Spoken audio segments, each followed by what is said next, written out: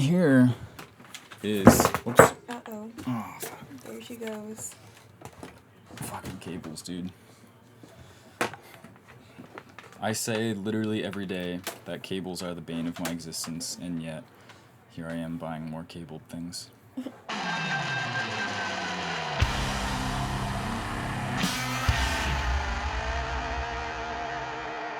Hello everybody, welcome back to the channel. I am Commander Puff, your host. Today we have a special guest, Ashlyn, and we're doing a little bit of a different video today.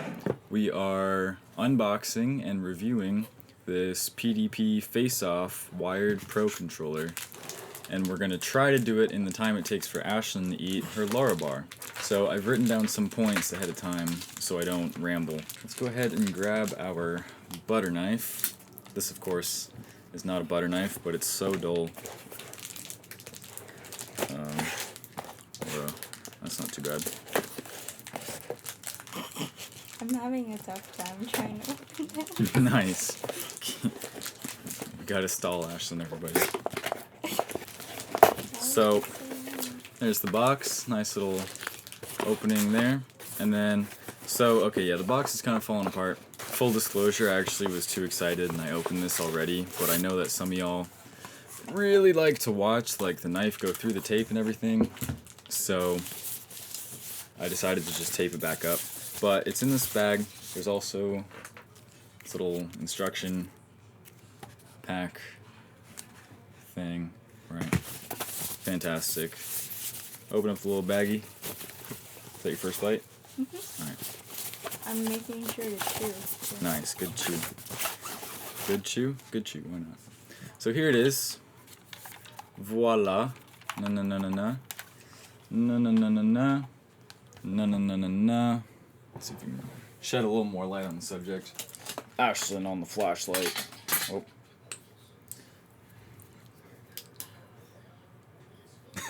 Oh, I didn't know. Yeah. Spotlights.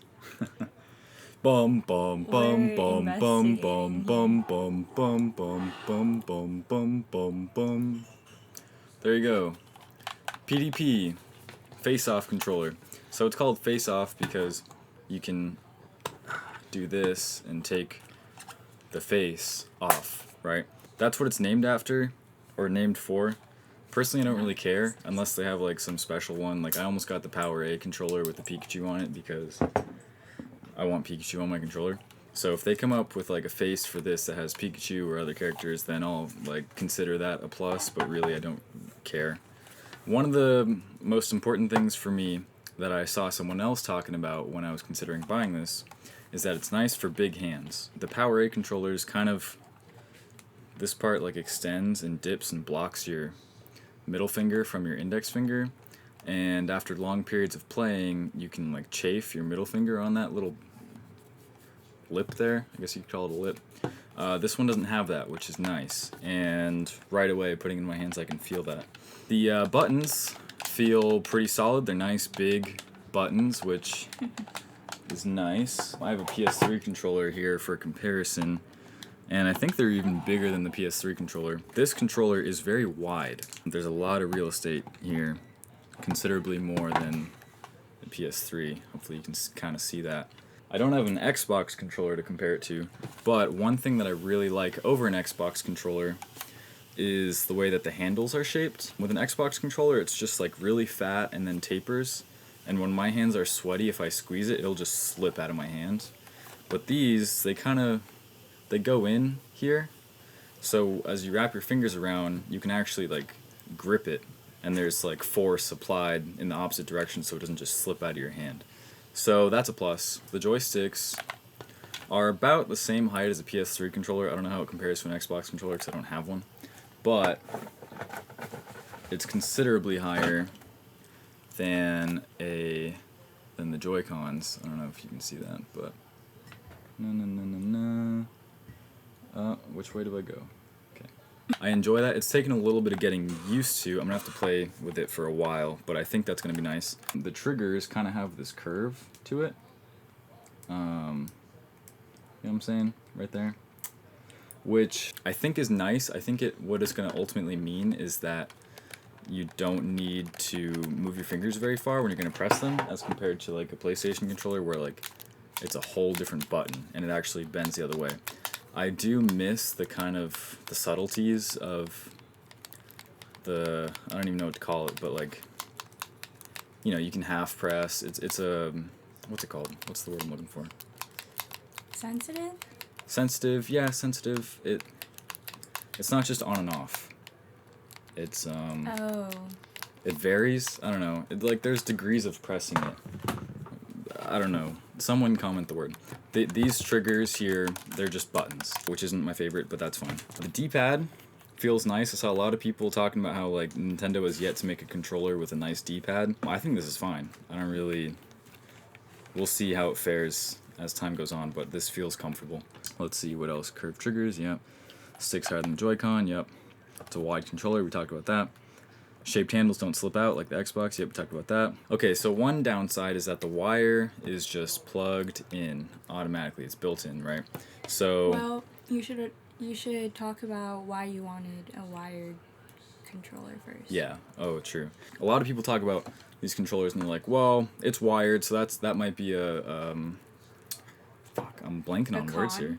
A con, yeah, like that might be a deal breaker for you. But for me, that was actually specifically what I was looking for, because I'm playing games like Warface or Paladins, games that are very time sensitive, and if your controller disconnects in the middle of a game, that's game over, pretty much. So I can't have that anymore. So the wire was actually very important. So there were a couple options. Primarily I was looking at PowerA and PDP. The PowerA one was nice because you can unplug the cable. This one is built in, which is kind of a con. This cable doesn't come out, which means if it's plugged into your Switch and someone comes across and trips or gets caught on something, you can send your whole rig flying. Or the controller can go flying out of your hands. It's cheap plastic, but it feels sturdy, even though it's very light. So I feel like this could take being flung around. I don't think my Switch could.